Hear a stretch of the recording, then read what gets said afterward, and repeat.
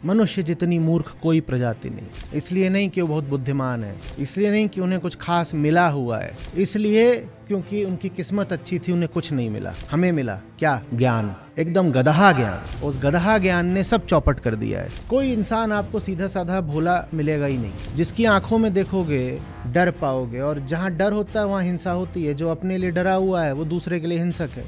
एक से एक धुरंधर हमारे यहाँ माएँ होती हैं। नुन्नू सो नहीं रहा और झुन्नू मचल रहा है, तो धनिया उसको बोल रही है सो जा नहीं तो बाबा ले जाएगा। पानी में मीन पियासी, मोहे सुन सुन आवे हासी।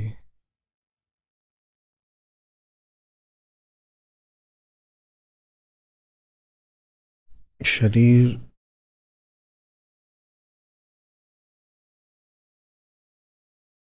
तो पशुओं का भी चल जाता है,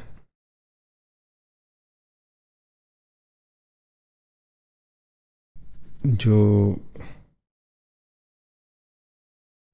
पेड़ पौधे जमीन से बंधे होते हैं,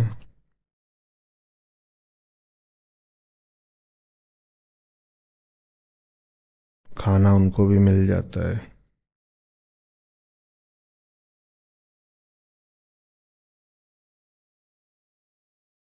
कोई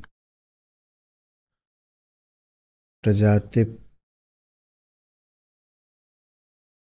पृथ्वी पर प्रकृति ने ऐसी नहीं पैदा करी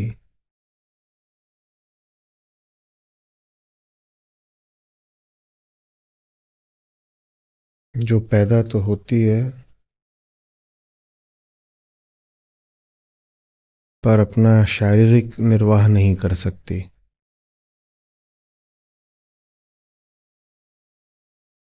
जिनके पास बुद्धि नहीं है, शरीर उनका भी चल जाता है।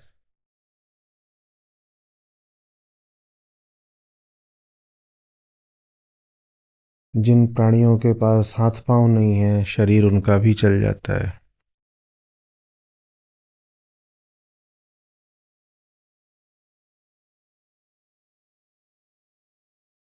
जो एक जगह जहां पैदा हुए थे जीवन भर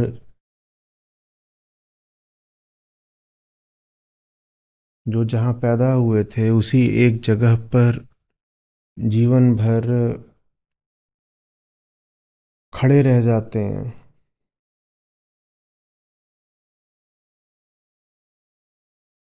उन जीवों का भी शरीर चल जाता है।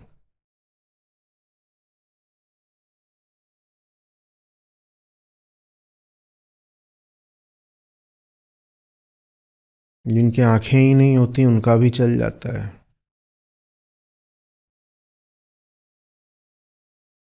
जिनके ना आंखें होती हैं ना कान होते हैं उनका भी चल जाता है।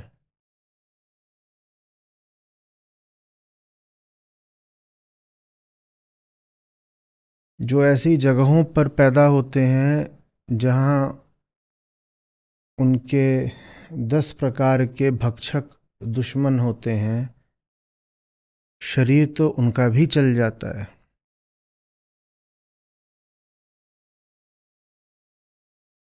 जो इतने छोटे होते हैं कि हवा भी उनको उड़ा ले जाए, और कोई उनको अगर धोखे से भी छू दे तो वो सब भी चलते रहते हैं।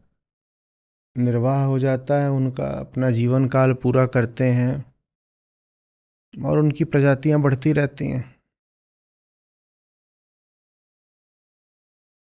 जो पैदा हो जाते हैं रेगिस्तानों में जहाँ पीने का पानी मिलना मुश्किल है, ऐसे भी जीव चल ही जाते हैं।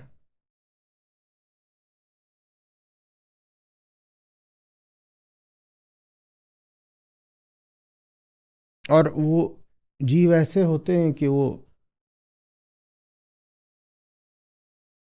रेगिस्तानों को ही घर बना लेते हैं। उनकी प्रजाति फिर रेगिस्तानों में ही पैदा होती रहती है, आगे बढ़ती रहती है।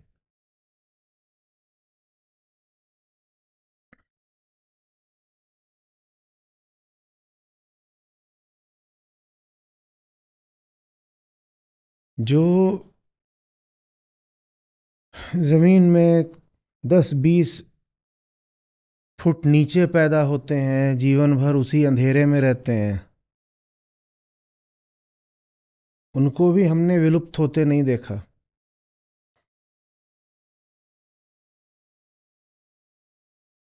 पृथ्वी की पाताल जैसी गहराइयों में पूरा जीवन उनका बीत जाता है।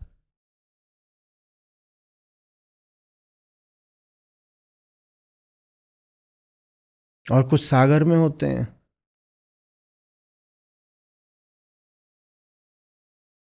उन्होंने कभी हवा ही नहीं जानी होती।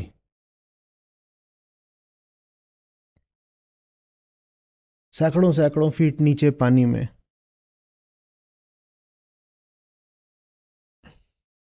और कोई अस्तित्वगत संकट उनको भी नहीं आता। ये सब स्थितियां सुनने में कितनी प्रतिकूल लग रही हैं ना।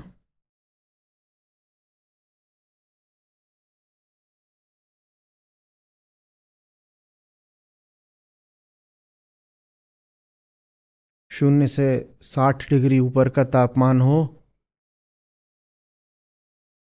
जो जीव उसमें पैदा हुआ है वो उसमें जी जाएगा, झेल लेगा।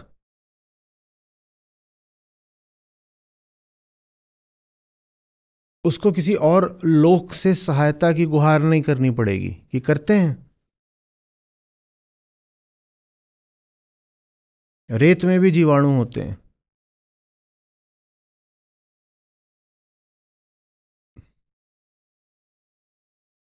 वो अगर रेत में पैदा हुए हैं तो वो रेत के लिए ही बने हैं, उन्हें रेत ने ही पैदा करा है। और जब ऐसी तपरई होती है रेत की, आदमी उस पर बैठ जाए तो 2-4 घंटे में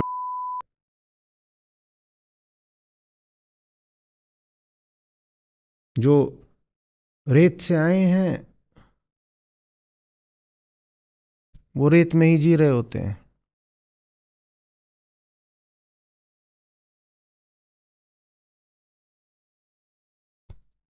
वो ये नहीं कहते कि हम बड़े अभागे हैं, हम कहाँ पैदा हो गए, हमें किसी बेहतर जगह होना चाहिए था, हमें यहाँ से ले चलो। 0 से 30, 40, 60 डिग्री नीचे का तापमान है।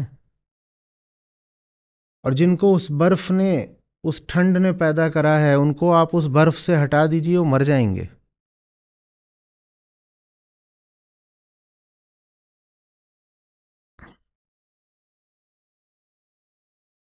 जो पोलर बियर है, साइबेरिया इत्यादि इलाकों के जो जीव हैं, आप कहिए कि अरे बेचारों के साथ प्रकृति ने बड़ी ज्यादती करी, कितनी ठंड में इनको डाल दिया। चलो इनको लेकर के चलते हैं, जरा सामान्य माहौल में इनको रख देंगे, जिसको आप सामान्य तापमान कहते हैं, वहां पे लाके उन जीवों को रख दीजिए। वो जीव 2 दिन नहीं चलेंगे। वो बर्फ ही उनकी माँ है। सबका निर्वाह हो जाता है। तो हमारी हस्ती के अगर हम 2 तल माने, स्थूल और सूक्ष्म, शारीरिक और मानसिक,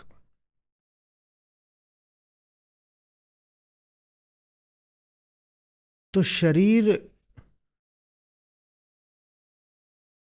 की सुरक्षा या शरीर के निर्वाह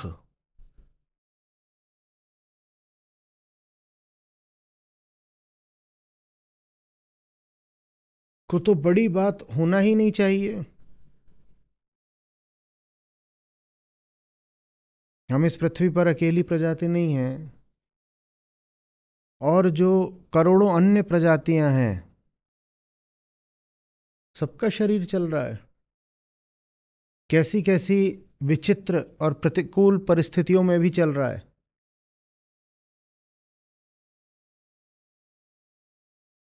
कौन भूखा मर रहा है?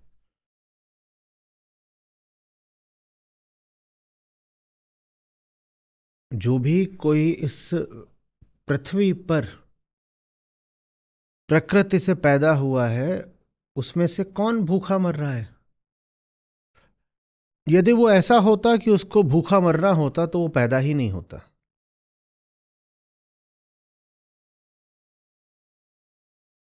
वो फिर पैदा नहीं होता। कभी कोई इलाका होता है, उसमें अगर खाने पीने आदि की या बाकी संसाधनों की कमी पड़ जाती है, तो जो प्रजातियां वहां रह रही होती हैं उनकी जन्म दर अपने आप कम हो जाती है।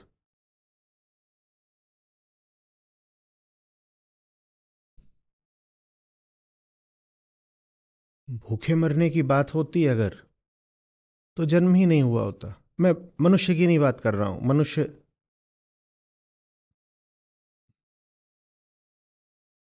तो एकदम मरी गिरी हालत में भी आबादी बढ़ा सकता है।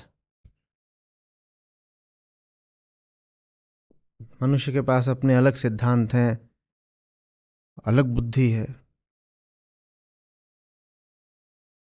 जो प्रकृतिस्थ जीव हैं, मैं उनकी बात कर रहा हूं। मुझे प्रकृति में कोई बताओ, अभी हम बस शारीरिक स्थूल तल की बात कर रहे हैं। मुझे प्रकृति में कोई जीव बताओ जिसका ख्याल प्रकृति ही नहीं रख रही। जो रेत में ही पैदा होते हैं उनको खाने को कहाँ मिलता है? रेत में ही। रेत ने पैदा किया है तो रेत उन्हें खाने को भी दे देती है। जो रेत में पैदा होते हैं उनको छांव कहाँ मिल जाती है? रेत में। रेत ने पैदा किया है तो रेत छाया भी दे देती है। जो पानी में पैदा हुए हैं, गजब बात है, उनको ऑक्सीजन कहाँ मिल जाती है? अरे, पानी में ऑक्सीजन कैसे मिल जाएगी? ऑक्सीजन तो गैस होती है। पानी में ऑक्सीजन कहाँ से आई? हम्म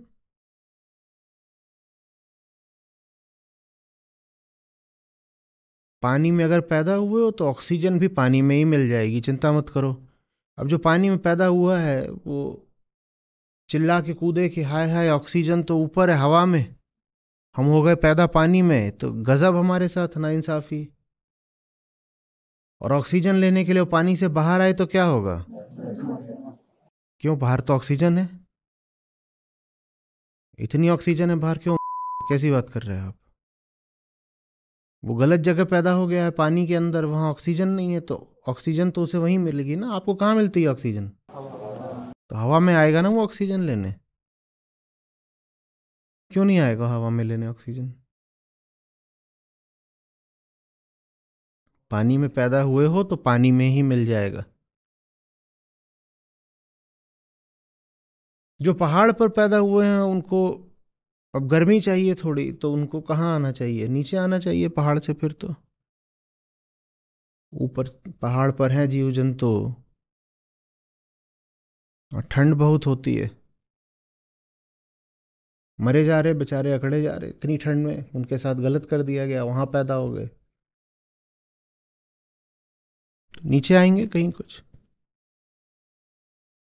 हीटर हीटर लगेगा, उन्हें गर्मी कहाँ मिल जाती है? पहाड़ पर ही मिल जाती है।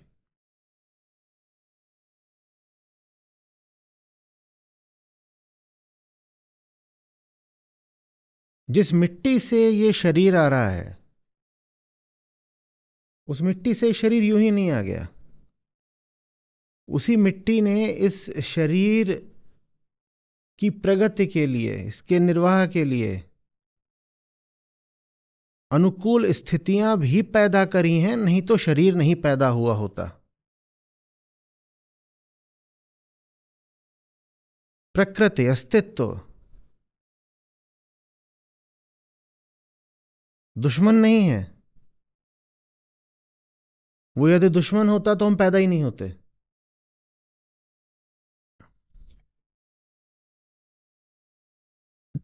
और आप इस तरीके से पैदा होते हो कि जो प्राकृतिक स्थितियां हैं वो आपको अनुकूल ही बैठें।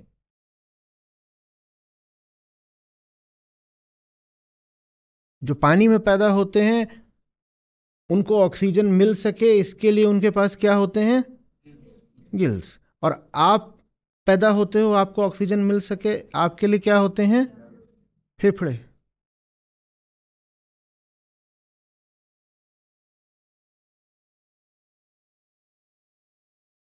वो व्यवस्था करके आपको पैदा किया जाता है। और सीधा सीधा ये विकास, इवोल्यूशन का खेल है।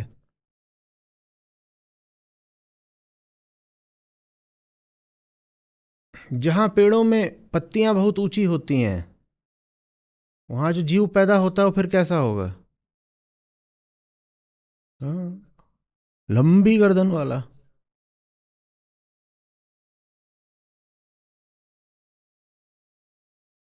ऐसा थोड़ी है कि वहां पैदा कर दिया खरगोश। और अगर वहां खरगोश पैदा होना होता तो खरगोश को पेड़ चढ़ना आता। नाइंसाफी खरगोश के साथ भी नहीं होती। वो कोई खास खरगोश होता, थोड़ी अलग प्रजाति होती जिसको पेड़ चढ़ने की तमीज होती। हमारे जैसे थोड़ी है। कुछ नहीं करते, पड़े रहते। बहुत कोशिश की कि कुछ तो सीखो। क्या घास ही चरते रहोगे? इतने और पेड़ लग गए हैं, जाओ ऊपर जाओ, जामुन आ गया, इतना ऊपर तक चले जाओ। लेकिन ये पक्का समझ लो, अब इतनी लंबी पूरी पृथ्वी पर जीवन की प्रक्रिया, इतिहास रहा है। हो सकता है खरगोश हुए हों, ऐसी जगहों पर खरगोश हुए हों जहां ऊंचे पेड़ और ऊपर पत्ते लगते हैं। और अगर ऐसा कभी हुआ होगा, लाखों करोड़ों साल पहले यदि हुआ होगा, तो वो खरगोश फिर पेड़ चढ़ना जानते होंगे।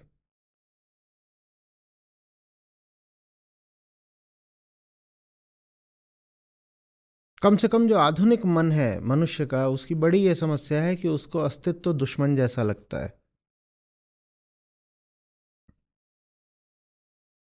वो कहता है मैन वर्सेस नेचर। वो कहता है हम धोखे से यहां पैदा हो गए हैं, प्रकृति हमारी दुश्मन है, अब इसको अपने अधीन करना है। हम पैदा ही विषम परिस्थितियों में हुए हैं। We are born in hostile circumstances. क्या होस्टाइल? होस्टाइल माने प्रतिकूल।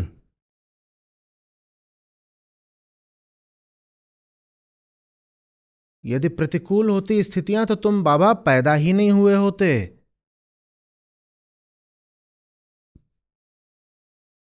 तुम्हारा पैदा होना ही प्रकृति का एक चमत्कार होता है।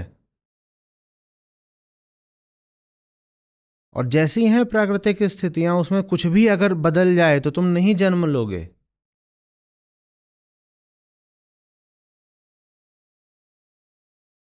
जो एटमॉस्फेरिक प्रेशर है, वायुमंडलीय दबाव, 760 होता है ये मरकरी, जैसे नापा जाता है। वो 760 की जगह अगर कुछ और हो तो आपका जन्म ही नहीं होगा। या फिर अगर आपका जन्म होना होगा तो आपके फेफड़े दूसरी तरह होंगे, आपका हृदय दूसरी तरह होगा, हृदय के धड़कने की दर भी दूसरी होगी, आपकी जो रक्तवाहिनी शिराएं हैं उनकी मोटाई भी दूसरी होगी, क्योंकि उन पर अलग तरह का दबाव पड़ रहा है।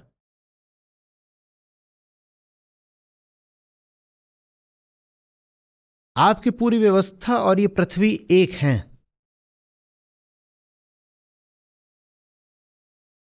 पृथ्वी का जितना गुरुत्वाकर्षण है वो तय करता है कि एटमॉस्फेरिक दबाव कितना होगा।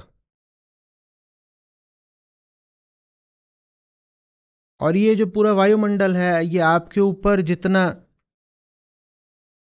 दबाव पैदा करता है वो तय करता है कि आपके फेफड़ों में हवा खींचने की सामर्थ्य कितनी होनी चाहिए।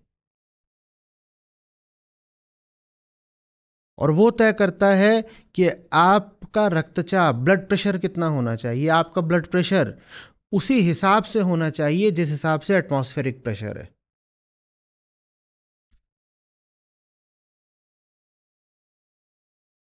यदि भीतर खून का दबाव बहुत ज़्यादा हो गया और बाहर दबाव कम है तो वही होगा जो ऊपर पहाड़ों पर होता है, नाक वगैरह से खून आने लगेगा। वहाँ थोड़ा सा भी असंतुलन हो जाता है तो ऐसा होता है। ज़्यादा असंतुलन हो जाए तो नाक से ही नहीं आएगा, शरीर में हर जगह से खून आने लगेगा, क्योंकि भीतर दबाव ज़्यादा होगा, बाहर दबाव कम होगा, आपकी सारी शिराएं फटने लगेंगी। और अगर उल्टा हो जाए कि बाहर दबाव ज़्यादा है और आपका दबाव कम है तो क्या होगा? आप सांस ही नहीं ले सकते, आपके फेफड़ों की सामर्थ्य नहीं कि खींच पाए और फिर खींच लिया तो छोड़ भी पाए।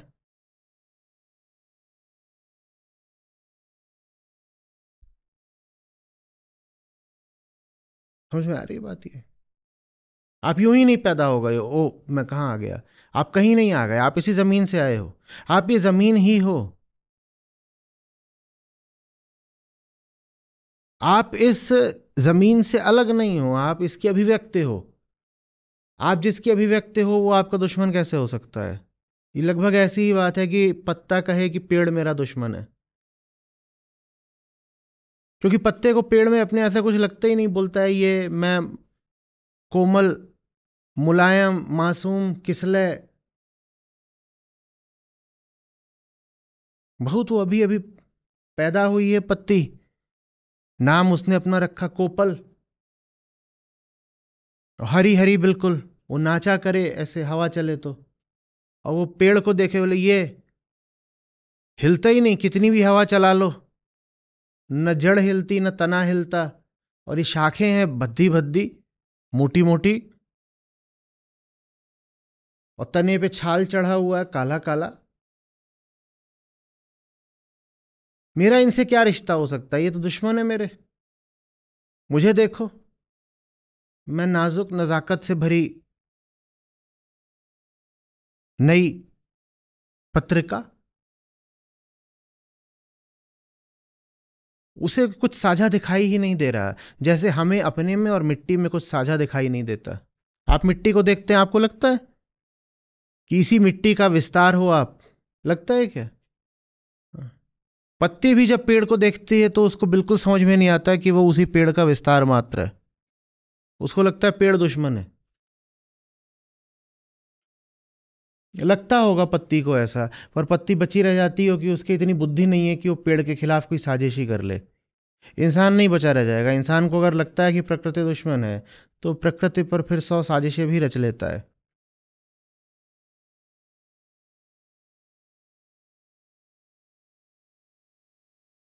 आप सोचते हो ना हम तो कहीं और चले जाएंगे, आप कहीं और नहीं जा सकते क्योंकि पृथ्वी कहीं और नहीं जा सकती। आप कहीं और चले जाएंगे, ये लगभग वैसा ही विचार है कि पत्ती कहे कि पेड़ को यहीं पड़ा रहने दो, मैं कहीं और चली जाऊंगी। पेड़ वहां पड़ा रहेगा, पत्ती कहीं और जा सकती है, पर फिर वो कैसी पत्ती कहलाती है आप जानते हो। पेड़ वहीं रह गया, पत्ती कहीं और चली गई, उस पत्ती का क्या होता है? इसी तरह अगर ये पृथ्वी यहीं रह गई, आप कहीं और चले गए, तो आपका भी बिल्कुल वही होना है। ये बात हमें नहीं समझ में आ रही है। हम देख ही नहीं पा रहे हैं कि हम प्रकृति ही, हम देख ही नहीं पा रहे हैं हम मिट्टी ही हैं। और इसमें बहुत बड़ा कारण ये है कि हम नहीं मानते कि हम मिट्टी से उठे हैं। हम मानते हैं कि हमें किसी ईश्वर ने इस पृथ्वी पर भेजा है। गलत फिलॉसफी का ये अंजाम होता है। ये जो पूरी द्वैतात्मक बात होती है ना, कि हमें तो किसी ने रच करके इस पृथ्वी पर भेज दिया, मैं इस जमीन पर आया हूं, तुम आए नहीं हो, इसी जमीन से उठे हो। और मृत्यु के बाद मैं किसी और लोक में चला जाऊंगा, तुम किसी लोक में नहीं चले जाओगे, तुम मिट्टी हो, मिट्टी हो जाओगे, कुछ भी नहीं है तुम्हारा किसी और लोक में जाने के लिए। पर ठीक वैसे जैसे हमने हजारों साल से धर्म में बात करी है किसी और लोक में चले जाने की, वैसे ही आज के पागल बात कर रहे हैं दूसरे ग्रहों पर चले जाने की। वो बात बिल्कुल एक है। और अगर हमने हजारों साल से ये विश्वास नहीं पाला होता कि दूसरे लोक हो सकते हैं जहां पर हमारा निर्वाह हो सकता है, तो शायद हम आज भी ये कल्पना नहीं पाल रहे होते कि हम पृथ्वी से उठ करके अन्य ग्रहों पर चले जाएंगे और वहां हमारा काम चल जाएगा।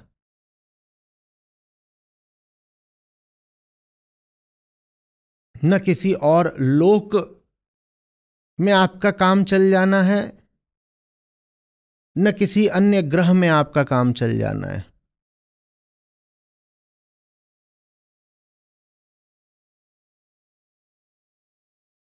आपके शरीर में ठीक उस अनुपात में पानी है जिस अनुपात में पृथ्वी पर पानी है। संयोग मात्र नहीं है ये। आप कैसे कहीं और जाकर के काम चला लोगे?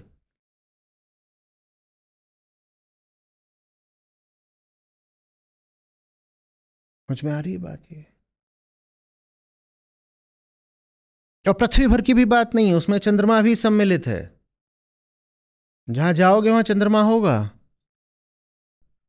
और अगर चंद्रमा नहीं होगा तो समझ में क्यों नहीं आता कि पृथ्वी की जो प्रजातियां हैं उसमें से 90% जलीय हैं, एक्वेटिक हैं, वो पानी में रहती हैं। और पानी का चंद्रमा से बड़ा जबरदस्त रिश्ता है। और चंद्रमा जिस अवधि में पृथ्वी को अपनी कलाएं दिखाता है, उस अवधि का मनुष्यों में महिलाओं के शरीर से बड़ा गहरा रिश्ता है। सीधा गणित दिखाई नहीं देता। जहां चले जाओगे वहां भी कोई चंद्रमा होगा।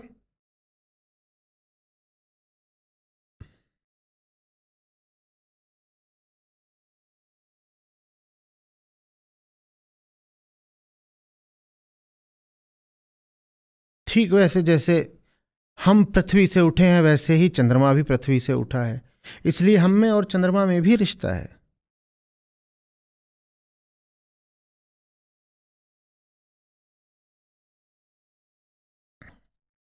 कोई वैज्ञानिक कारण नहीं उपलब्ध हो पा रहा है, लेकिन इंपेरिकल एविडेंस है, अनुभव में ये आया है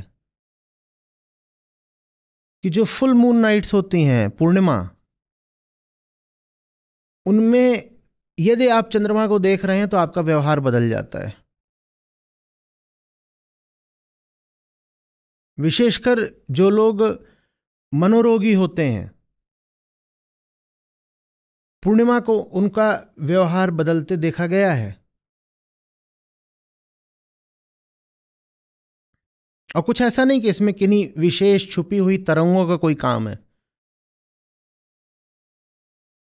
यदि वो कमरे के अंदर रहे, उन्हें पता ना लगे कि आज पूर्णिमा है, तो उनके व्यवहार में कोई अंतर नहीं आता। पर यदि वो बाहर आ जाएं और देख लें कि चांद है पूरा, तो उनका व्यवहार बदल जाता है। कुछ शांत पड़ जाते हैं,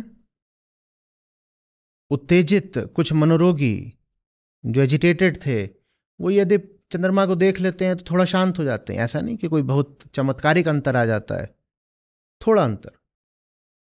और कुछ ऐसे होते हैं जो अन्यथा शांत रहते हैं, पर अगर वो पूरा चंद्रमा देख लें तो भड़क जाते हैं।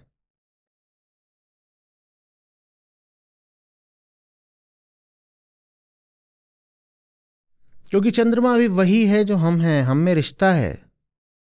चांद कहां से आया है? हम कहां से आए हैं? इसमें किसी चमत्कार की कोई बात नहीं है। ये बात सीधी सीधी मिट्टी की है, विज्ञान की है।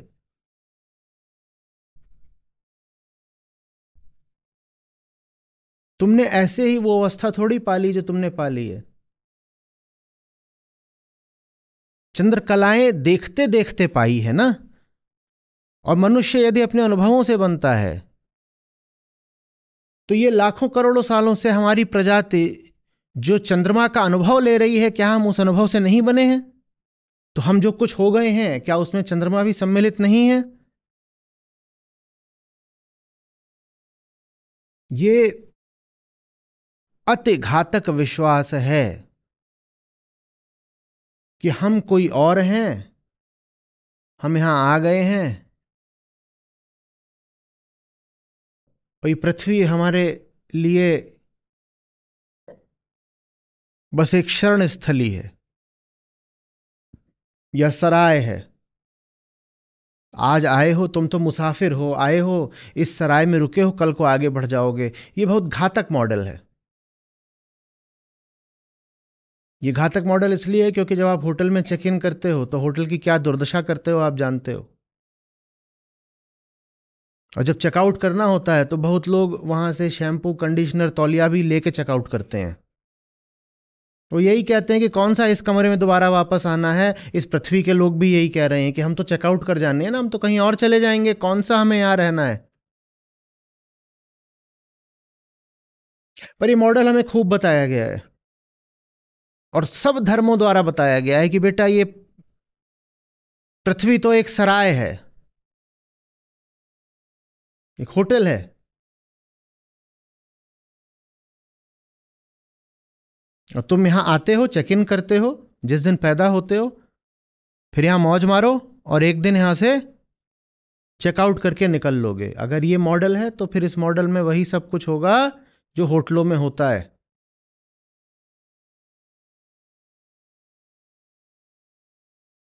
कोई होटल को घर नहीं बनाता,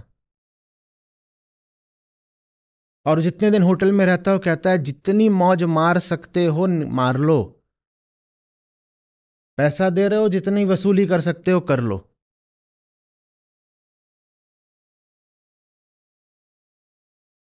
आपको वहां पर रहना 2 दिन है, उतने के लिए वो 6 तौलिए आपको देते हैं।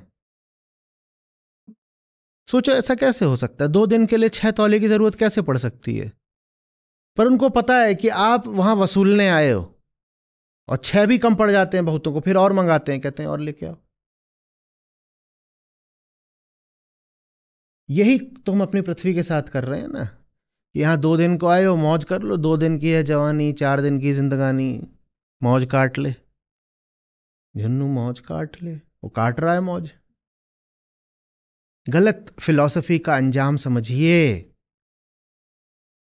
बिलीफ सिस्टम सिर्फ बिलीफ सिस्टम नहीं होता, वो सब कुछ होता है, वो जिंदगी तबाह कर देता है।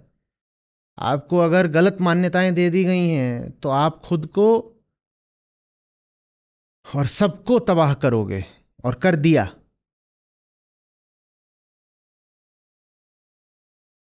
गलत मान्यताओं में सबसे जहरीली मान्यता यही है कि हम किसी ईश्वर का निर्माण हैं। बड़ा बुरा लगता है। हमने अपने आप को बता रखा था कि हमारे पीछे ईश्वर है, डार्विन ने आके बता दिया तुम्हारे पीछे बंदर है। कैसे माने।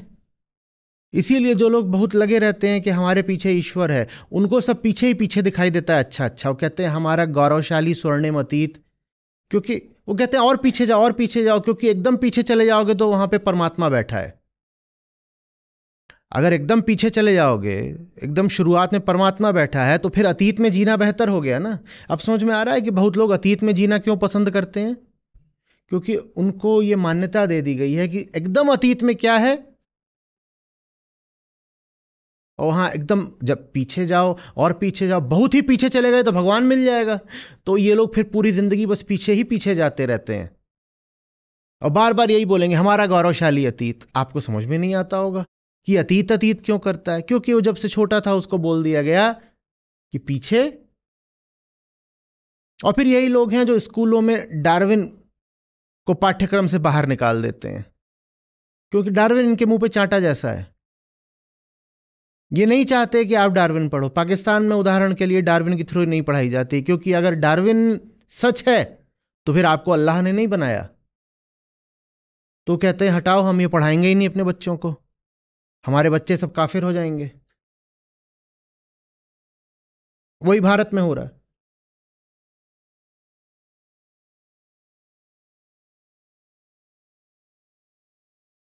बड़ा विचित्र लगता है ऐसे बारे में। हमारे गौरवशाली पुरखे, और कोई ने बंदर दिखा दिया, रे जे जे ही 6। और यहां बार बार यही बात होती, अरे पर 10,000 साल से हमारे गौरवशाली पुरखे ऐसा काम कर रहे थे, गलत कैसे हो सकता है।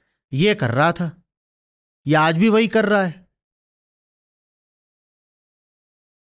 तुम्हें आज भी वही करना हो, तुम भी बताओ, तुम्हें पेड़ पे चढ़ा दें।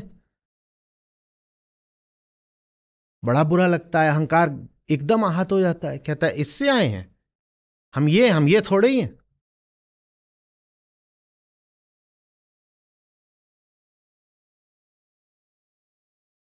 फिर मनुष्य दूसरों का भी शोषण करता है और पृथ्वी का भी, क्योंकि हम मिट्टी नहीं है। एक अर्थ में मैं आपसे कह सकता हूं कि सारा अध्यात्म ये मान लेने में है कि जिसको तुम अपना शरीर कहते हो वो भी मिट्टी है, और जिसको तुम अपनी चेतना कहते हो वो भी जड़ मिट्टी के अलावा कुछ नहीं है। यही श्री कृष्ण गीता में बोलते हैं आपसे, जिसको तुम चैतन्य समझते हो वो भी जड़ ही है। आशय बस यही है कि बेटा मिट्टी ही हो तुम पूरे, इससे ज्यादा कुछ उम्मीद मत रखना अपने आप से।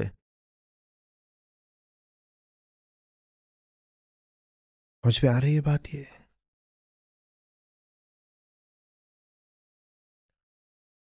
यहां सब कुछ तुम्हारे लिए है, क्योंकि तुम इससे भिन्न हो ही नहीं।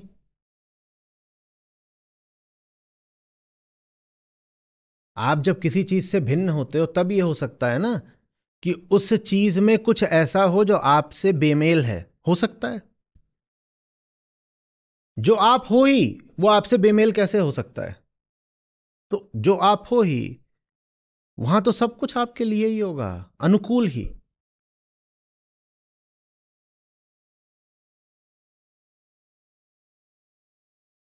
सब अनुकूल रहता है। यहां कुछ आपके प्रतिकूल नहीं है। कुछ आपके प्रतिकूल होता तो आप नहीं होते।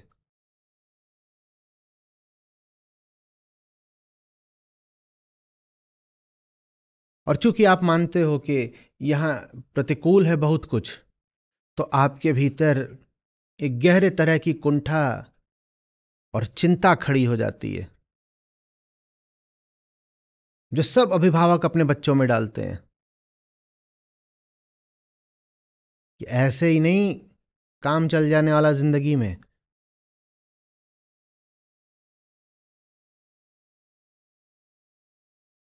आग के दरिया में पैदा हुए हो, योद्धा बनो, लोगों की गर्दनें काटना सीखो।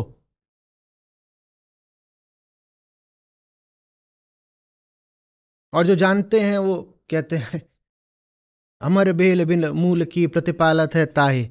यहां तो उनका भी काम चल जाता है जिनके पास जड़ें भी नहीं होती, तो इंसान का काम नहीं चलेगा क्या?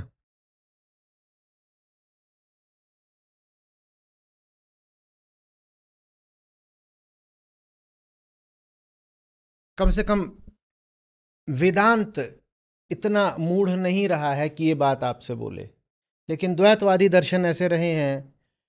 पश्चिम की, हमने कहा, पूरी अवधारणा ही यही रही है, माइंड वर्सेस मैटर। वो कभी इन दो को एक देख ही नहीं पाए। उनके हिसाब से माइंड माने चैतन्य तत्व और मैटर माने जड़ तत्व दो अलग होते ही हैं। वो आज भी यही मानते हैं।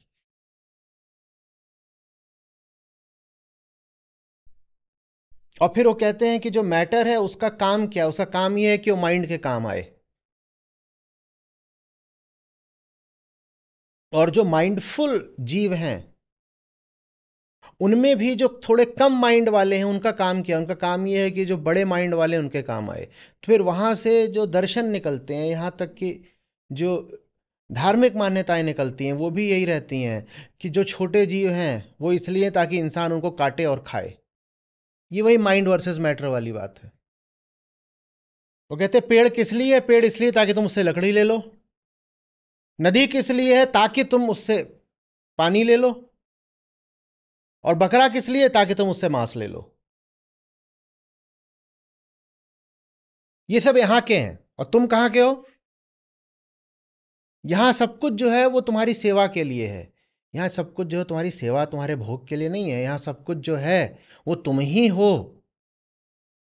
नदी पराई नहीं है, तुम नदी हो। पेड़ पराया नहीं है, तुम पेड़ हो। पेड़ को काटने से तुम्हें नुकसान ही होना है। तुम सोचते हो पेड़ को काटने से पेड़ को नुकसान होना है। पेड़ को तो होना है, पर तुम भी पेड़ हो। वो जो पेड़ है ना सामने, वो थोड़ा सा तुम्हारे भीतर भी है। वो पेड़ जब कटता है तो तुम्हारे भीतर भी कुछ कट जाता है।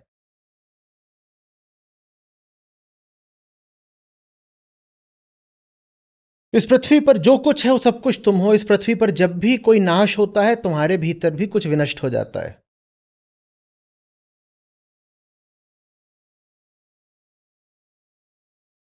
पर हमारी मान्यता ऐसी है, नहीं नहीं, ये पृथ्वी पर जो कुछ है वो सब तो हमारे भोग के लिए है।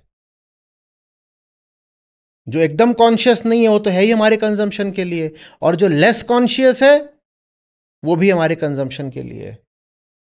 तो नदी का पानी भी मेरे कंजम्पशन के लिए है और बकरे का मांस भी मेरे कंजम्पशन के लिए है। और हम कहते हैं ये मेरी रिलीजियस डॉक्ट्रिन है।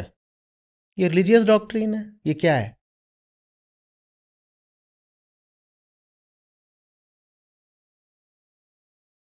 और फिर अगर ऐसे चलोगे तो फिर यही करा है ना, नदी भी बर्बाद कर दी और जीवों की प्रजातियां भी विलुप्त कर दी।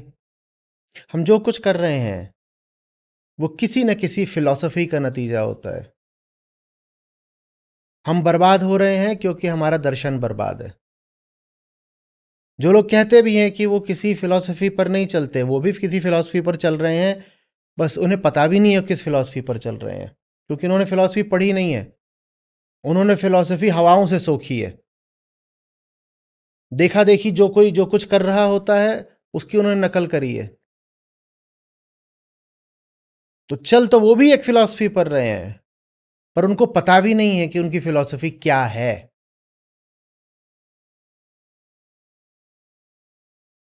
समझ में आ रही है बात? ये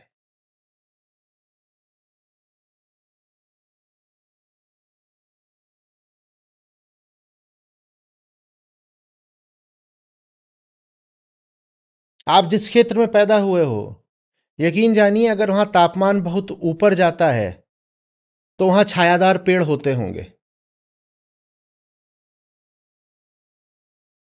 नहीं तो आप पैदा नहीं होते।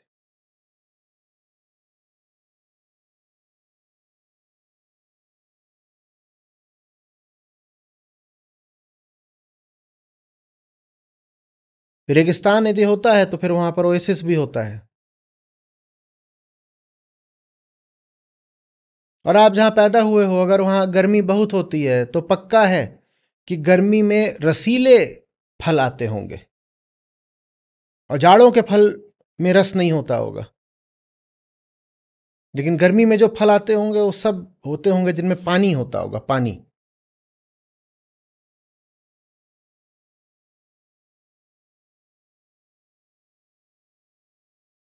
यदि आपके लिए छाया का प्रबंध नहीं हो सकता, अगर आपके लिए पानी का प्रबंध नहीं हो सकता, तो फिर आपके जन्म का प्रबंध भी नहीं होता।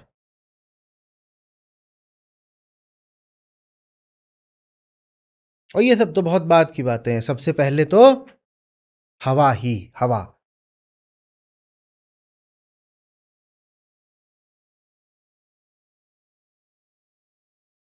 और इसका अर्थ ये नहीं है, जैसा कि बहुत सारे लोग कहते हैं कि हमें जब गॉड ने भेजा है तो गॉड इंतजाम करके भेजता है। ये तो लगभग वही बात है कि मैंने होटल को पहले ही बता दिया है कि मैं चेक इन करूंगा 2 दिन बाद, मेरे लिए इंतजाम कर लेना। नहीं, वो वाली बात बिल्कुल भी नहीं है कि गॉड आपके लिए इंतजाम कर लेता है। आप उठे हो यहीं से, आप इसी प्रकृति की लहर मात्र हो। किसी इंतजाम की कोई जरूरत भी नहीं है, कोई नहीं इंतजाम किया गया।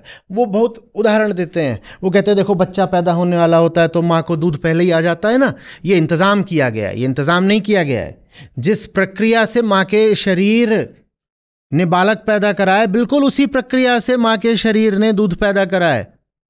और दोनों के लिए जो हार्मोन उत्तरदायी है वो भी एक ही है। ये कोई ऐसा नहीं है कि आप आने वाले हो तो ऊपर से गॉड ने माँ को बोला कि माँ अब तू दूध पैदा कर ले। जिस प्रक्रिया से बच्चा पैदा हो रहा है बिल्कुल उसी प्रक्रिया से दूध भी पैदा हो रहा है। दोनों अलग अलग नहीं है। और इसीलिए जब बच्चा नहीं पैदा होना होता तो दूध भी नहीं पैदा हो सकता, क्योंकि प्रक्रिया एक ही है।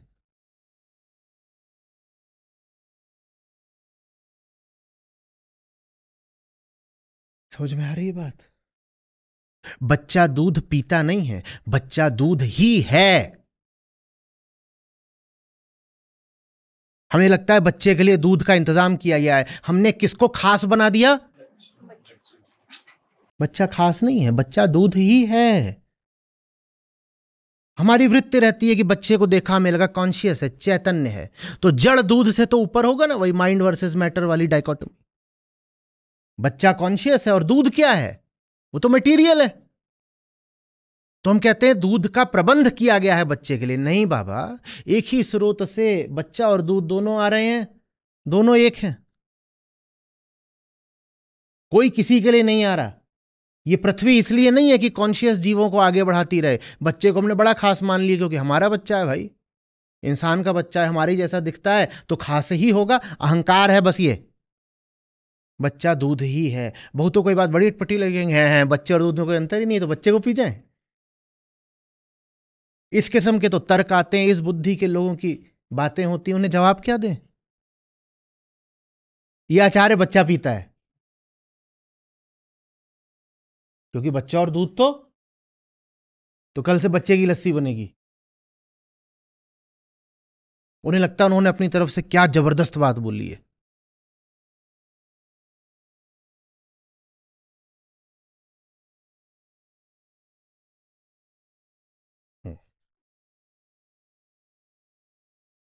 सब प्रक्रियाएं हैं, सब प्रक्रियाएं हैं,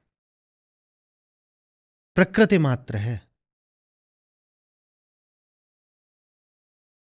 जिस अर्थ में प्रकृति है, आत्मा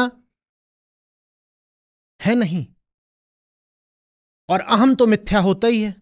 तो ये जो तीन है जिनकी बात हम हमेशा करते हैं, इसमें बचा क्या? प्रकृति मात्र, प्रकृति मात्र। जड़ चेतन सब उसी में समाहित है।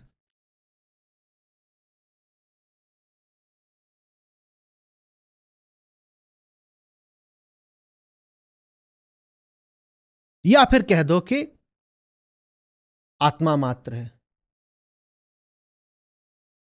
दोनों बातें ठीक है। दूसरे अध्याय में श्री कृष्ण अर्जुन को बोलते हैं, कहते हैं आत्मा की बात कर लो तो भी शोक का कोई कारण नहीं, क्योंकि आत्मा कभी मर नहीं सकती, क्योंकि कभी पैदा ही नहीं होती।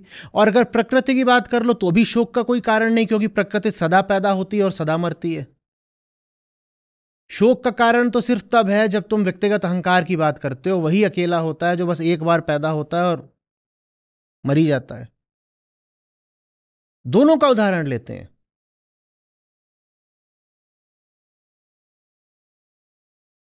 किसी का कोई ऐसा जवाब से चेहरा दिखाई नहीं दे रहा है। दूसरे अध्याय की परीक्षा लेनी पड़ेगी।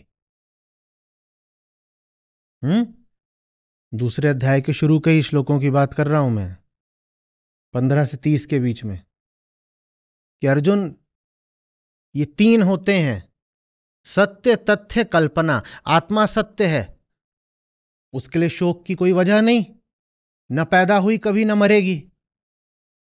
प्रकृति तथ्य है, उसके लिए भी शोक की कोई वजह नहीं, क्योंकि वहां एक लहर उठी, एक लहर गिरी, उतनी देर में 100 और उठ गई, 100 और गिर गई, और सब लहरें एक ही हैं, एक ही सागर के अभिव्यक्ति। शोक तो कोई कर सकता है जो कल्पनाओं में जीता हो। जो ये व्यक्तिगत अहंकार है, पर्सनल ईगो, जो एक देह से जुड़ी रहती है, यही अकेली होती है कि फिर जो मरा तो मरा। तो तुम कैसे आदमी हो अर्जुन, जो न सत्य में जी रहे, न तथ्य में जी रहे, कल्पना में जी रहे हो? उठो।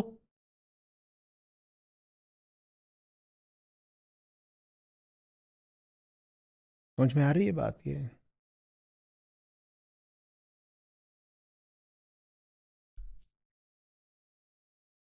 और चूंकि हमें नहीं दिखाई देता स्थूल तल पर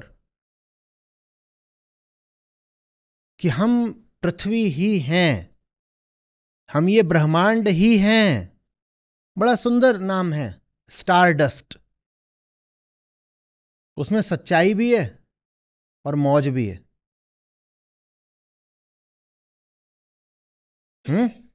ऐसा कम ही होता है कि जहां तथ्य हो वहां ऐठ भी हो। आमतौर पे जब तथ्य पता चलता है तो सारी ऐठ झड़ जाती है। पर यह ऐसा नाम है जिसमें तथ्य भी है और झुन्नू अकड़ भी सकता है, और वाजिब है उसका अकड़ना। क्या है हम? स्टार डस्ट हैं। डस्ट है माने मिट्टी है, और स्टार हैं क्योंकि यहां स्टार ही स्टार हैं। उसी की तो मिट्टी हो तुम, और किसकी मिट्टी हो? चांद से देखो तो पृथ्वी भी चमकती है, तो वहां पे अगर कोई हो जीवन का कोई रूप, तो उनके लिए पृथ्वी भी चांद है बहुत बड़ा। तुम देखते हो तो चांद चमकता है, चांद से देखो तो पृथ्वी चमकती है। स्टारडस्ट। क्योंकि हमें ये नहीं समझ में आता कि हम पृथ्वी ही हैं, तो फिर जो जीवन का दूसरा तल है उस पर हम बहुत डरे रहते हैं। अभी हमने किस तरह के अस्तित्व की बात करी?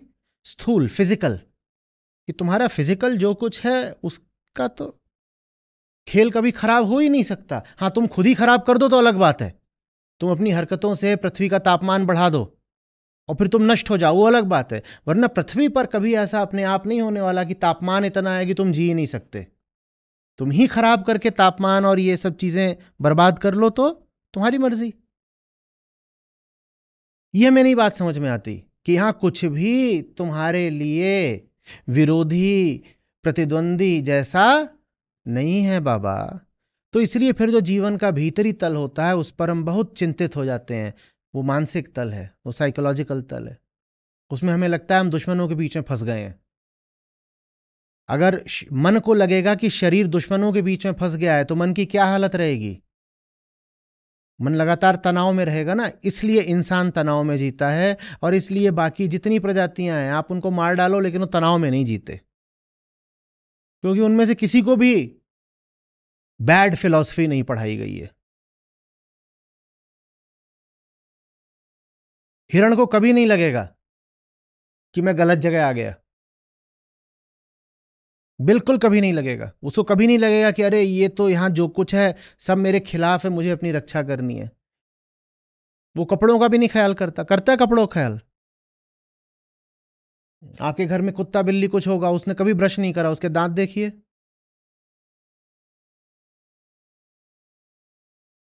सोचिए। इतने पर भी अगर आप ध्यान दे दो तो आंखें खुल जाएंगी। हम दांत घिसते रहते फिर भी हर चौथी दुकान डेंटिस्ट की है। और दांत हम गिरवा गिरवा भी लेते हैं, और फिर कभी इम्प्लांट लग रहा है, किसी का रूट कैनाल हो रहा है, नकली दांत सब चल रहा है। अच्छा बताओ, दांत क्या होता है? दांत तो हड्डी है। ये हड्डी होता है कि बुढ़े होते हो तो ये हड्डी गल गई? होता है क्या? ये तो ये जैसे ये हड्डी ऐसे ये हड्डी, तो ये काहे को गल जाएगा? लेकिन हम कहते हैं अब बूढ़ा हो गया, दांत हिलेगा फिर गिरेगा। काहे को गिरेगा? क्यों, कोई वजह है? जब बाकी हड्डियां नहीं गिरती शरीर की तो दांत काहे को गिरे? और जानवरों में नहीं गिरते? कभी देखा है कि बूढ़ा बंदर है वो ऐसा हो गया? बूढ़ा बंदर देखा है? नहीं, अमरूद नहीं, अब तो केला खाते हैं बस। अमरूद काटा नहीं जाएगा। सोचो तो सही भाई, हमारे ही बाबा जी है वो। हम इस बात को बिल्कुल नहीं विचार करते कि जब बंदर के दांत नहीं गिरते बुढ़ापे में तो इंसान के क्यों गिर जाते हैं? क्योंकि बंदर प्रकृति से एक है। बंदर को गलत दर्शन नहीं पढ़ाया गया, बंदर को गलत धर्म में दीक्षित नहीं कर दिया गया। बंदर कहीं जाके पूजा अर्चना नहीं करता, इसलिए उसके दांत नहीं गिरते।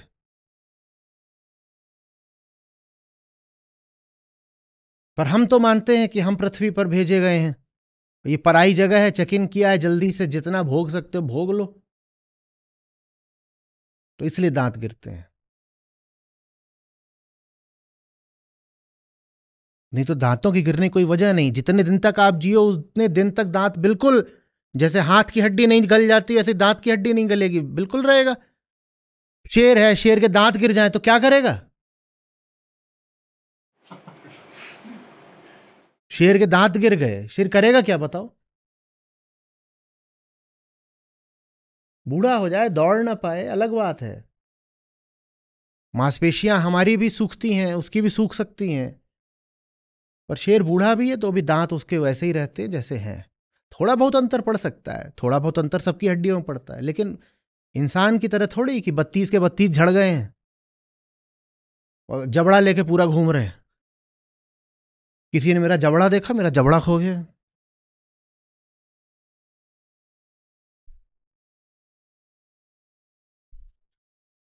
समझ में आ रही बात है?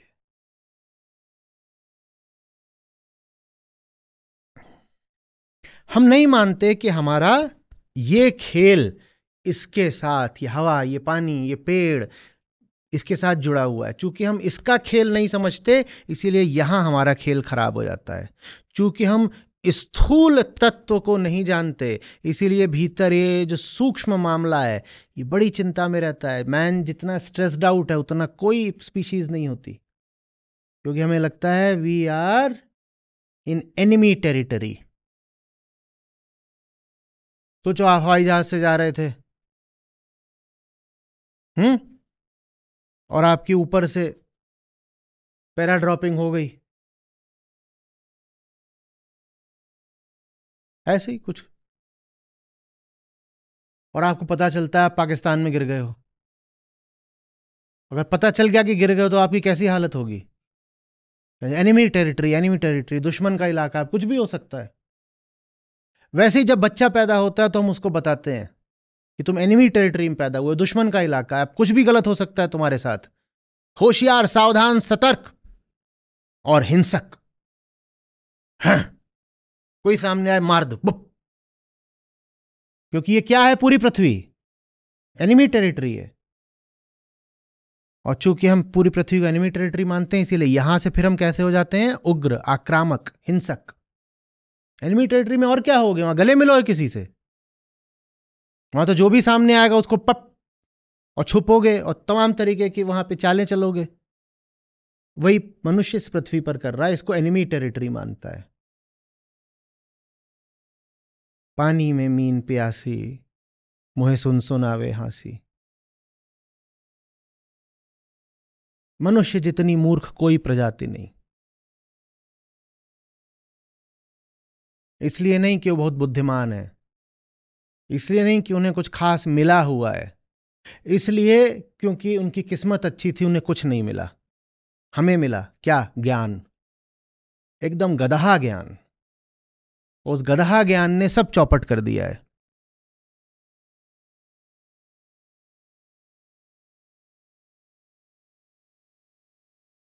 कोई इंसान आपको सीधा साधा भोला मिलेगा ही नहीं। जिसकी आंखों में देखोगे डर पाओगे, और जहां डर होता है वहां हिंसा होती है। जो अपने लिए डरा हुआ है वो दूसरे के लिए हिंसक है।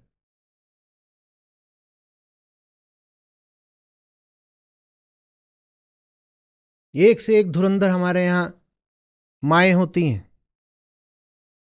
नुन्नू सो नहीं रहा और झुन्नू मचल रहा है, तो धनिया उसको बोल रही है सो जा, नहीं तो बाबा ले जाएगा। समझ रहे हो ना बात को? Enemy territory. मैंने तुझे फिर भी बचा रखा है, नहीं तो बाहर जो है ना एक से एक घूम रहे हैं। एक ने बोला, बोली और कुछ हुआ हो ना हुआ हो, आपका एक फायदा है, आपकी फोटो घर में लगा दिए, बच्चा सो जाता है देखते ही। जब भी कुछ कर रहा होता है खट से दिखाती हूं, एकदम जहां खड़ा होता है वहीं गिर जाता है, 8 घंटे से पहले नहीं उठता। उसको बोलती है बाहर ही घूम रहा है, सो जा, नहीं ले जाएगा। किस किस का हुआ था ऐसा? बोरे में आता है, उठा ले जाता है बच्चे को, वो पुलिस है। अच्छा मम्मी, पुलिस मुझे भी ले जाएगी? अगर तूने दूध नहीं पिया तो ले जाएगी, पी जल्दी। किया है कि नहीं किया है? ये इलाका दुश्मनों का है, यहां हर तरीके के खतरे हैं। लैट्रिन भी जाओगे तो वहां कॉकरोच है, तुम कहीं भी सुरक्षित नहीं हो, होशियार। तो मनुष्य से ज्यादा असुरक्षित, इनसिक्योर कोई नहीं है।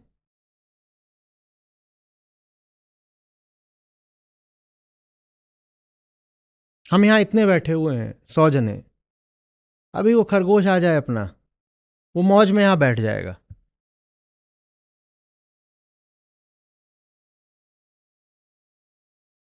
हम उससे एक बहुत अलग प्रजाति हैं, और हमारा वजन वो कितने 500 ग्राम का नहीं है। हम वजन में एक एक व्यक्ति उससे 100 गुना 200 गुना आगे हैं। हम संख्या में उससे कितना आगे हैं? 100 गुना। हम यहां 100 बैठे हैं और ये 100 के 100 वजन में उससे 100 गुना है कम से कम। क्वांटिटी में कितना आगे आप उससे, और वजन में 100 गुना। और यहां आएगा, उसको मैं बुलाऊंगा, मौज में बैठ जाएगा। उसको डर नहीं है क्योंकि उसको नहीं लग रहा वो एनिमी टेरिटरी में है।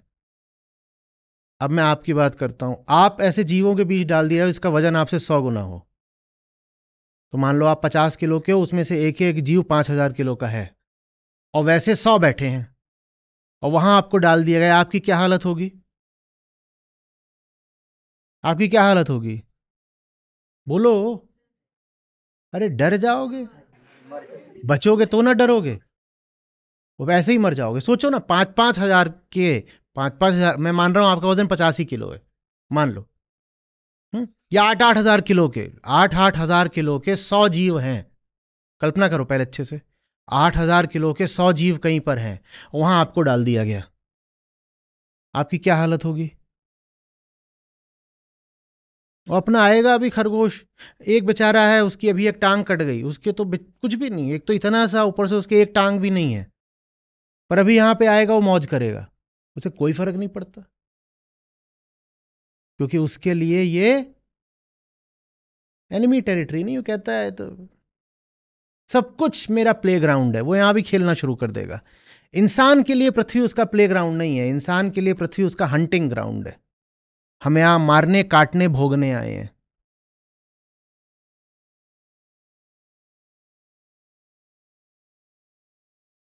2013 की बात है, नंदू खरगोश था मेरा, वो बीमार था तो मैं बैठा हुआ था, कठोपनिषद पढ़ रहे थे, बहुत अच्छे से याद है मुझको।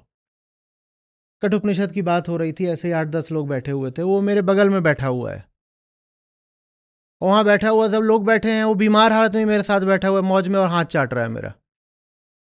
उसे कुछ घंटे बाद उसकी मौत हो गई। उस बीमार हालत में भी उसको ये नहीं लग रहा था कि मैं बीमार हूं, कमजोर हूं, कहीं ये लोग मेरा नुकसान ना कर दें।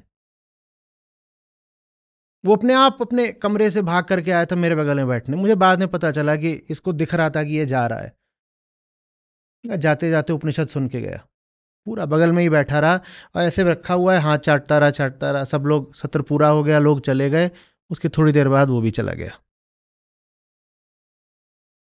चली गई। मैं इन जीवों को हाथ में लेता हूं, कई बार कहता हूं इन्हें इतना भरोसा क्यों है? वो आके यहां पे आ जाता, उसके सर पे ऐसे कर दूं, आंख भी मूंद कर लेता। एक तो तू इतना सा, उस पे तू इतना कमजोर, और उस पे इतना भरोसा, इतना भरोसा तुझ में आया कहां से? मैं उसको गोद में लेके ऐसे, वो आंख बंद कर लेते, और वो इतना कमजोर और इतना असुरक्षित है, मैं ऐसे जोर से मार दूं मर सकता है, पर उसको भरोसा है मैं नहीं मारूंगा। आपको ये भरोसा आएगा 8,000 किलो के जीवों के बीच में? आएगा? हाँ, इसलिए आप इंसान हो, और यही आपका दुर्भाग्य है। एक खरगोश का बच्चा यहां हथेली पे आके बैठ जाएगा, मौज में बैठा रहेगा, उसको डर नहीं लग रहा है, आप डर से मर जाते हो।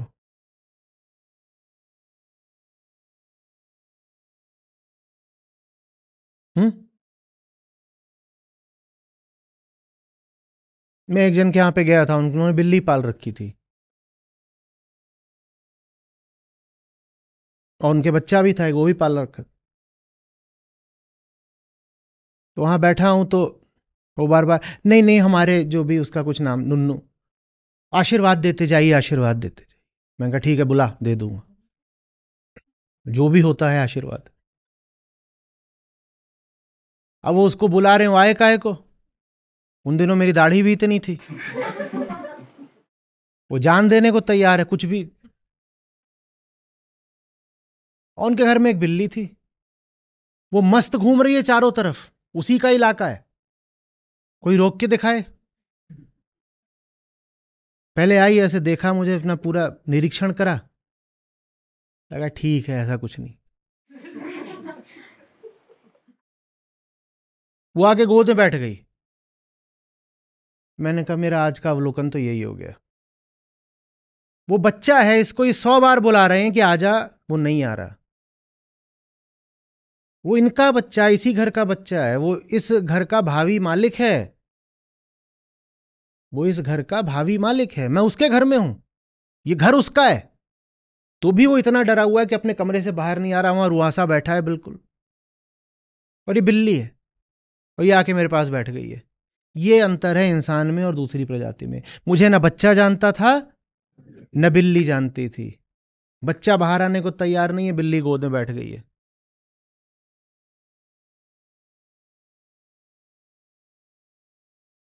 आ रही बात समझ? किसी ईश्वर पर श्रद्धा करने की जरूरत नहीं है, तुम प्रकृति पर विश्वास कर लो, इतना काफी है, अमर हो जाओगे।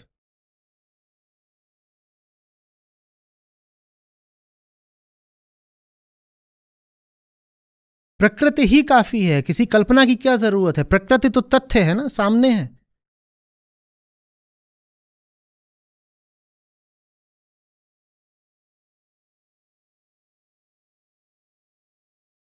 भारत ने मूर्खता का रसातल भी जाना है और दर्शन की ऊंचाइयां भी अनुभव करी हैं। हम दुनिया में अकेले लोग हैं शायद जिन्होंने प्रकृति को मां बोला।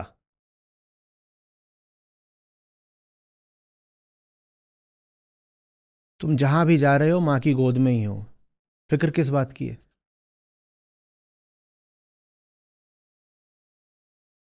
बच्चे हो, जिससे पैदा हुए हो, हमेशा उसकी गोद में ही रहने वाले हो, फिक्र किस बात की है? तुम क्या अपना ख्याल रख लोगे जो वो नहीं रख सकती?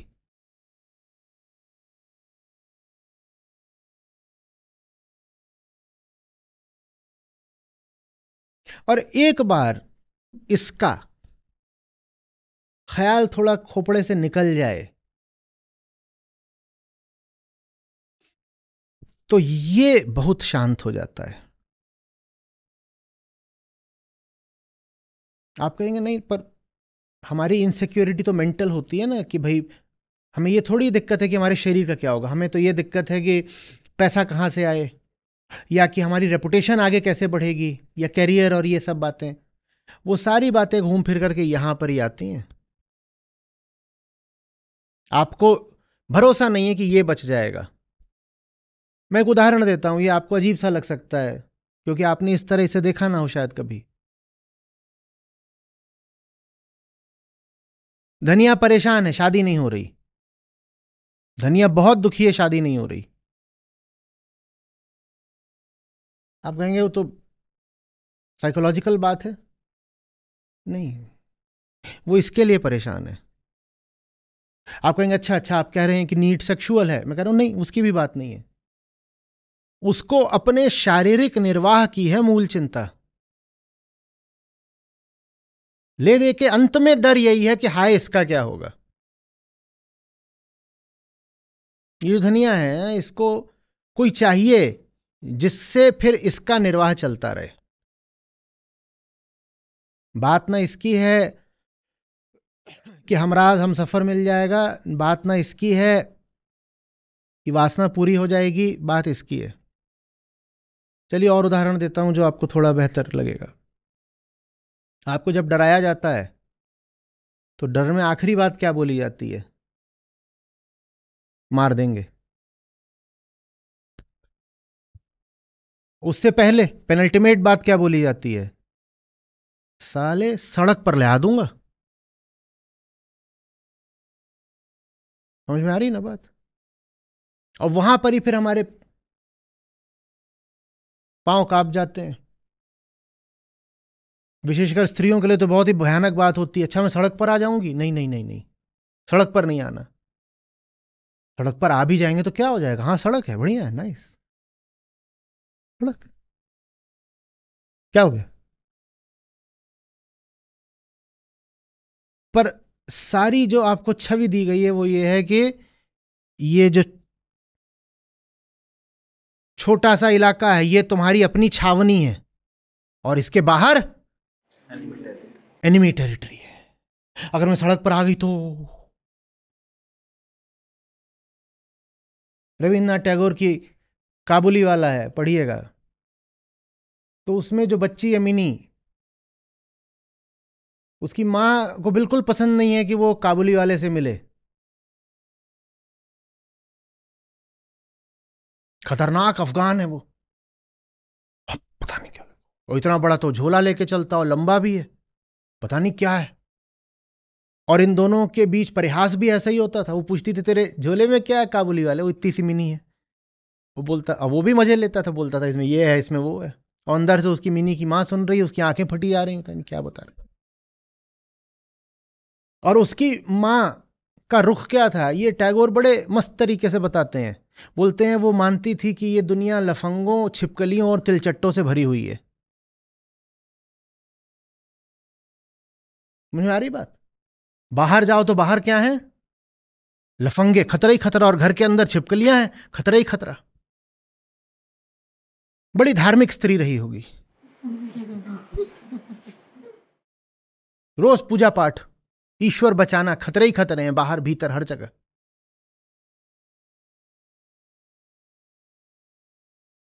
तो फिर इसीलिए स्त्रियों को दबाना, धमकाना, डराना भी ज्यादा आसान रहा है, क्योंकि उनको और बताया जाता है कि तुम जहां जाओ तुम्हारे लिए खतरा ही खतरा है। हाय 8 बज गए, अभी तक वापस नहीं आई। 8 बजते ही किसी दूसरी आकाशगंगा से पैरा ड्रॉपिंग होती है, और वो सब आएंगे और ले जाएंगे। मजाक की बात नहीं है। मैंने कानों से सुना है, वो उसको बोल रही है रात में बाहर रहेगी ना, कोई चोटी काट ले जाएगा। ये चोटी काटने का क्या फंडा है, और चोटी क्यों काटेगा कोई, और करेगा क्या चोटी का?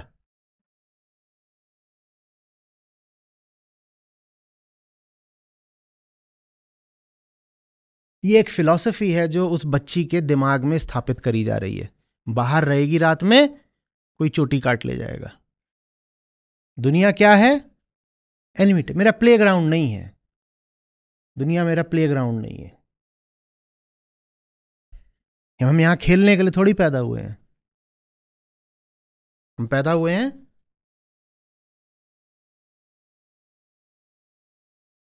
और ये सब सेल्फ फुलफिलिंग होती हैं बातें। तुम अगर मानोगे कि तुम ये करने पैदा हुए हो, तो तुम्हें दुश्मन फिर मिल भी जाएगा, क्योंकि उसको भी यही बताया गया है कि यहां दुश्मन ही दुश्मन है। अब मुझे ही बताया गया यहां दुश्मन ही दुश्मन है, इसको ही बताया गया दुश्मन। हम दोनों आमने सामने पड़ जाएं तो क्या होगा? इसको लगेगा मैं दुश्मन हूं, मुझे लगेगा ये दुश्मन है, और दोनों एक दूसरे को मारेंगे, और दोनों को और पक्का भरोसा आ जाएगा, देखा दुश्मन ही तो था। ना वो दुश्मन था, ना मैं दुश्मन था। वो फिलॉसफी दुश्मन है, वो मान्यता दुश्मन है जो आपके दिमाग में डाल दी गई है कि आप दुश्मनों के बीच में पैदा हुए। यहां कोई किसी का दुश्मन नहीं है।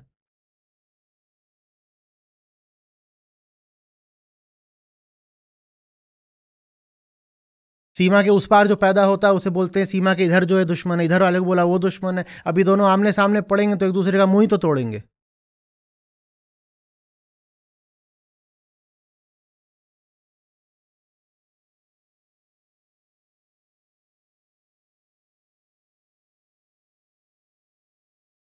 आ रही बात समझ में?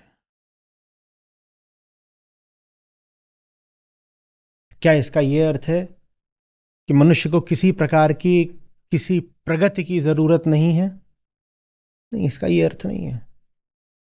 क्या मनुष्य भी जानवरों, जीवों, पेड़ों और बंदरों जैसा हो जाए, जिन्होंने लाखों साल से कोई प्रगति करी ही नहीं, और मनुष्य कहे जैसे बंदर प्रकृति माता की गोद में संतुष्ट है, हम भी संतुष्ट हैं, हमें कोई प्रगति करनी ही नहीं? क्या मैं ये कह रहा हूं आपसे? मैं कह रहा हूं कोई भी प्रगति किसी गलत मान्यता के आधार पर थोड़ी हो सकती है। कर लो प्रगति, पहले अपनी जो मूल मान्यता है उसको तो साफ करो, उसके बाद प्रगति कर लेना। नहीं तो तुम प्रगति के नाम पे विनाश करोगे बाबा। मूल मान्यता अगर यह है कि तुम दुश्मन के क्षेत्र में पैदा हो गए हो या सराय में पैदा हो गए हो, अगर यह मूल मान्यता है, तो प्रगति के नाम पर आगे क्या होगा? विनाश होगा। करो प्रगति, पर पहले मूल मान्यता ठीक करो, और फिर बिल्कुल अलग तरह की प्रगति होगी। अगर हम इस दुनिया को आध्यात्मिक बना पाए, प्रगति तब भी होगी, शोधशालाएं तब भी होंगी। सृजन निर्माण तब भी होगा, रिसर्चर्स भी होंगे, वैज्ञानिक भी होंगे, सब होगा, पर बहुत अलग तरह का होगा, क्योंकि उसके नीचे गलत मान्यता नहीं होगी। हरी बात समझो।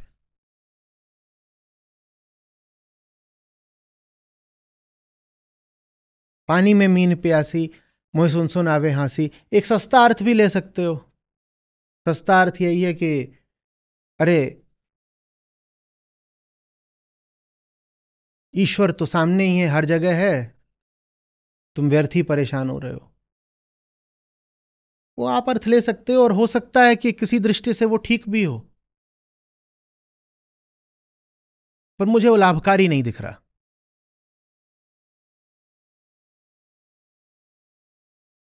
दर्शन सत्य के लिए होता है,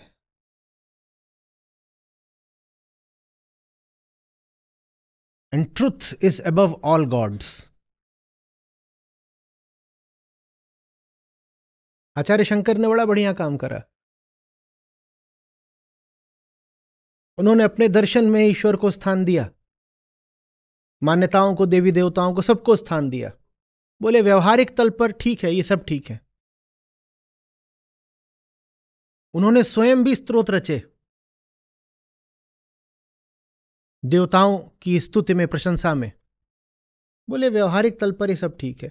फिर उन्होंने कहा उच्चतम तल होता है पारमार्थिक, और वहां न देवी न देवता न ईश्वर न कुछ, वहां सिर्फ ब्रह्म।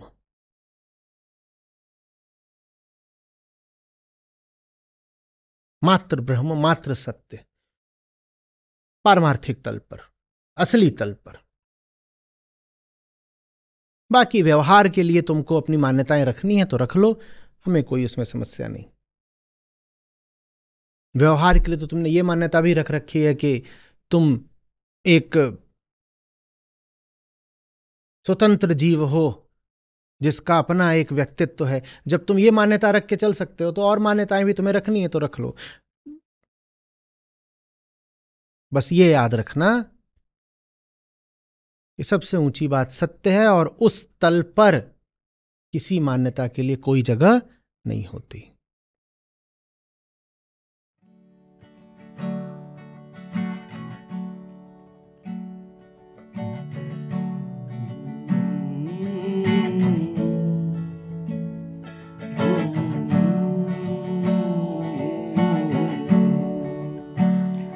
पानी में मीन प्यासी, मोहे सुन सुन आवे हासी। पानी में मीन प्यासी, मोहे सुन सुन आवे हासी। पानी में मीन प्यासी, मोहे सुन सुन आवे हासी। पानी में मीन प्यासी, मोहे सुन सुन आवे हासी। आत्म ज्ञान बिना नर भटके, आत्म ज्ञान बिना नर भटके। कोई मथुरा कोई काशी साधो, कोई मथुरा कोई काशी। आत्म ज्ञान बिना नर भटके, आत्म ज्ञान बिना नर भटके। कोई मथुरा कोई काशी साधो, कोई मथुरा कोई काशी। जैसे मृगाना भी कस्तूरी, जैसे मृगाना भी कस्तूरी। बन बन फिरत उदासी, पानी में मीन प्यासी। मोहे सुन सुन आवे हासी। पानी में मीन प्यासी, मोहे सुन सुन आवे हासी। जल बिच कमल कमल बिच कलिया, जल बिच कमल कमल बिच कलिया। साधो तापर भवर निवासी, जल बिच कमल कमल बिच कलिया, जल बिच कमल कमल बिच कलिया। तापर भवर निवासी, साधो तापर भवर निवासी। सो मन बस त्रयलोक भयो है, सो मन बस त्रयलोक भयो है। यति सती सन्यासी, पानी में मीन प्यासी। मोहे सुन सुन आवे हासी, पानी में मीन प्यासी। मोहे सुन सुन आवे हासी। जाको ध्यान धरे विधि हरिहर, जाको ध्यान धरे विधि हरिहर। मुनि जन सहस 88, साधो मुनि जन सहस 88। जाको ध्यान धरे विधि हरिहर, जाको ध्यान धरे विधि हरिहर। मुनि जन सहस 88, साधो मुनि जन सहस 88।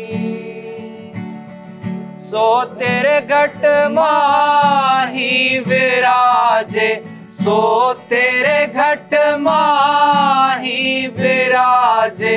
परम पुरुष अविनाशी, पानी में मीन प्यासी। मोहे सुन सुन आवे हासी, पानी में मीन प्यासी। मोहे सुन सुन आवे हासी। है हाजिर तो ही दूर दिखावे, है हाजिर तो ही दूर दिखावे। दूर की बात निराशी, साधो दूर की बात निराशी। है हाजिर तो ही दूर दिखावे, है हाजिर तो ही दूर दिखावे।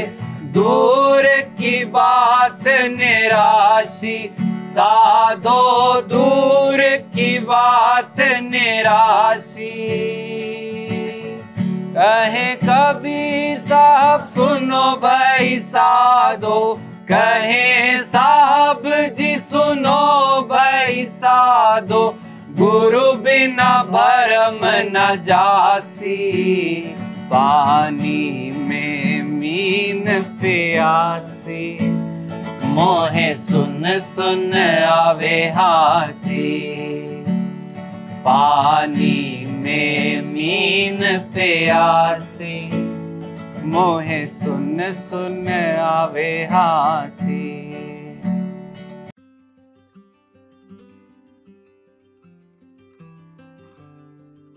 नमस्ते सर, मेरा नाम ज्योति है। मैं आचार्य जी को 1 मंथ से सुन रही हूँ और सत्र से कुछ दिनों से जुड़ी हुई। जुड़ने के बाद मेरा डर खत्म हुआ है। पहले मैं बहुत डरती थी अपनी बातें कहने में, किसी को भी कुछ जल्दी से बोलती नहीं थी, बट अब वो बहुत ज़्यादा निकल चुकी है। तो आज कृष्ण ने सर ने बताया कि 32वें श्लोक तक, अहम के पास बोध की कमी है, ज्ञान की कमी है, हमें निषेधात्मक विधि का सहारा लेना है। यदि हम जानते ही नहीं कि ज्ञान की कमी है तो उसे कैसे पता कि कैसे क्या करेगा वो जिसको ज्ञान ही नहीं है। करो तुम यज्ञ या पूजो तुम देवता, मंजिल को जाने नहीं, मार्ग फिर कैसे पता।